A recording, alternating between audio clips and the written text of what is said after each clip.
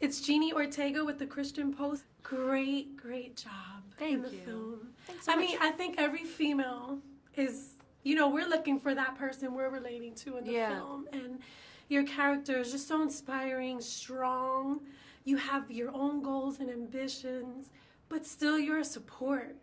And I think that's beautiful. That was well, depicted in the film. I think sometimes the world tries to depict one or the other. Yeah. You can't be both. Yeah. Talk to us a little bit about that and just taking on that role. Yeah, that's so important to me. I feel like so often as women, we go into movies and we see women that do not reflect us in any way, that just feel like a cipher, especially in the context of sports movies and a film that is centered around a male lead.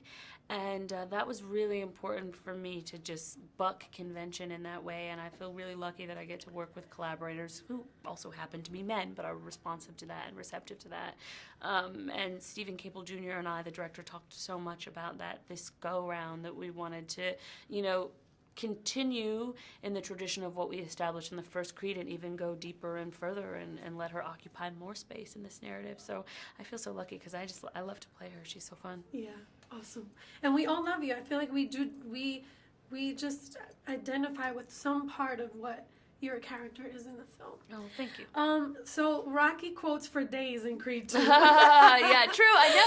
I know. It's so funny because I want to take it for granted, and then when Sly, from the first moment that Sly comes into that shot and he's whatever he's saying, it's so iconic. He's like, "There's gonna be one person." I can't do a Sly. I used to be able to do an impersonation. I need to work on it. Damn it. I need to brush up. But yeah, it's like that essential Rocky quote, man. We all need a Rocky in our corner for all of life. I need know. somebody just rooting me on. I know. The times that we're in are crazy. Just watching the news before I got here, I'm depressed and crying, literally crying just with everything that's happening.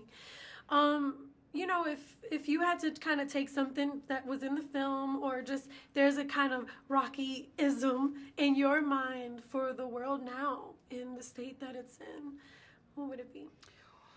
Well, I think something central to the film, and I think even in the marketing of this one, has been this idea of what you fight for, and there is a lot to fight for right now. There's a tremendous amount to fight for, whether it be for our own rights in this country and globally, and for the rights of folks in communities that maybe we are not a part of, but that we have to have a connection to, that injustice, in any realm is injustice to all of us.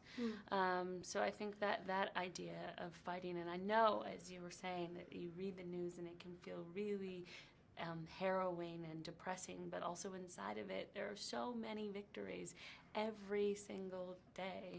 I mean, just what has happened in this nation recently with the amount of women and women of color that are in positions of power. I don't know. I feel incredibly hopeful. I think when the pendulum swings in a negative space, it swings right back again into a positive space. And I think a lot of that has to do with people staying engaged, active, and fighting.